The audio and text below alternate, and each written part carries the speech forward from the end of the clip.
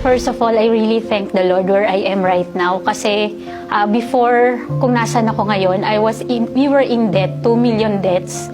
And sobrang hindi lang yung utang yung mabigat kasi we have kids na during that time after the scam scenario. So, yung tingin sa lahat ng tao, parang trash ka talaga. And yung anak mo, I think the most painful yung wala kang pambili ng gatas ng anak mo. And nakatira kayo sa isang magandang subdivision pero wala kang maibili. And both kayong mag-asawa, tulala.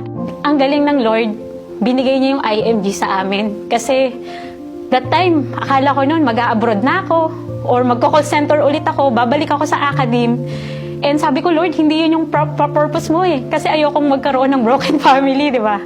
Pero ang galing ng Lord, kasi nung binigay niya yung IMG, it was the perfect prayer na meron ako sa heart ko, na ayokong iwan yung mga anak ko. Pero gusto ko nakakapag-provide 6 digits, sabi ko pa nga, income for my family. And that was happening right now. Kasi yung 2 million debts namin, 180,000 na lang in a matter of 3 years here in IMG. And another good thing is, yung hindi namin naranasan nung bata kami. Kasi pagpapasok sa school, wala kaming bagong bag, wala kaming gamit sa school. Kasi wala kaming parents.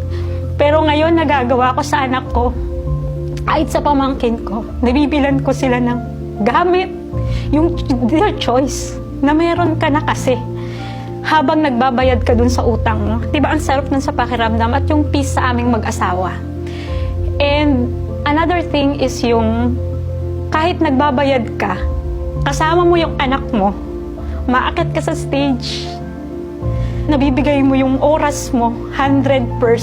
Pag kailangan ako ng anak ko, nandun kami mag-asawa.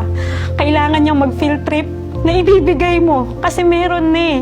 And at the same time siguro, on a personal basis, on a personal scenario, as a wife, akala ko nun, I think full housewife na lang ako. Lumaki akong independent pero hindi lang yun yung binigay ng IMG for my personal growth. Kasi habang ginagawa ko yung as a wife, as a mother, nabibigay ko yung gusto kong magawa sa sarili ko na I have my own income, I can travel. Kasi kasama ko yung mga mas nauna sa akin, tulong-tulong kayo together, sama-sama kayo together, yung parang kain kayo together, magtipid together, and mag-shopping together. That's sobrang exciting and sobrang fun. Kasi dun ko rin nakita yung community, how we help each other sa airport pa lang, sama-sama kayo, sabay-sabay kayo, pila kayo together. Minsan nag-whoosh pa kayo kasi kayo lang yung laman ng eroplano. And sobrang saya kasi isa ka dun. I think my most memorable so far is my Vietnam travel. Kasi during that travel, parang kasama ko na yung anak ko, when we have a conversation, sabi niya, Mami, ang ganda-ganda naman sa pinupunta mo. I want to be there. Kasi sabi ko, unang-una, sabi ko, Nak, this is our hotel. Ang ganda-ganda ng bed. And yung mga anak ko, sobrang appreciative nila eh. Mom, ang ganda naman yan. And sabi, Mami, we want to go there. We want to be there.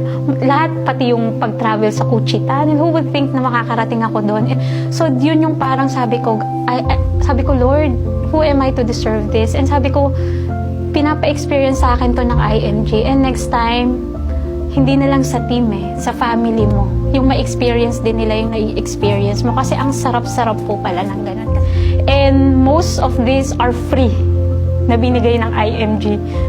Thankful ako kasi nadala ko sa IMG. Yung katulad ko na dati hopeless, meron pala, pwede palang magkaroon ng pag-asa, na pwede ka palang makaahon at pwede mo palang matupad yung pangarap mo na minsan parang imagination lang, na may reality palang ganon.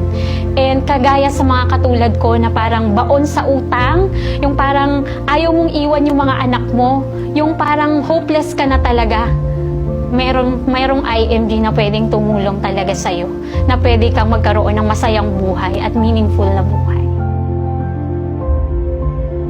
Ako po si Meggy Gundan. We travel together, we win together.